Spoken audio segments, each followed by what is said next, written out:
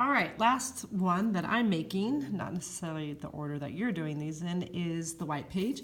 Again, you're going to need your note card, and this is what we talked about yesterday in class.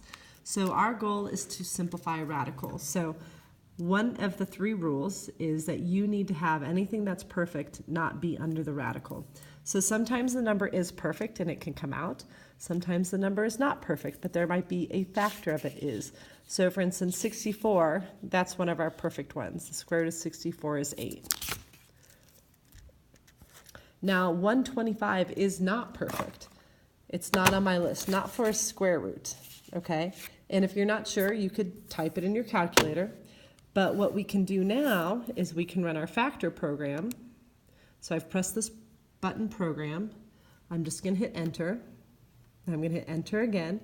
And I'm going to put in 125. And I want to see, are any of these numbers perfect? And 25 is. So I'm going to break the 125 into the square root of 25. And whoops, the square root of 5. And now the square root of 25, which is perfect, can come out. It's a 5. And the square root of 5 will stay in there. And remember, I showed you guys you could check to see if your answer's right. Just type in the square root of 125. And then type in 5 square root of 5. And you should get the same long decimal answers. And remember, these are technically irrational numbers. This number was an integer in disguise. This is an irrational number because of the long decimal. So go to 45. Is 45 perfect? It's not on our list. It's the 49 is and 36 is, but 45 isn't. So I'm going to run on my factor program. So I'm going to start over, press program down here, select enter again, and type in 45. And now which of these numbers is perfect? And 9 shows up on my list. 9 is, where is it? A perfect square. So I'm going to break this up into the square root of 9 and the square root of 5. And the square root of 9 is perfect. That's a 3 and the square root of 5. And now that one's done.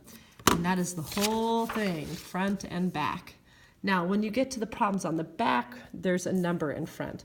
And don't worry about that. You're still going to do the same thing. So 12. 12's not on my list of perfect, but I'm going to run my factor program. So here we go. I'm going to put 12 in. And as you can see, 4 is in that list. That's perfect.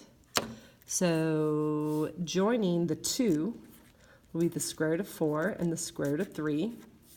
Here comes the 2 along. These are just multiplying. The square root of 4 is worth 2. And then in multiplying, you can multiply things that are similar. So I'll multiply those to make 4 and square root of 3. I will not make this the square root of 12, though. Okay? And that's it.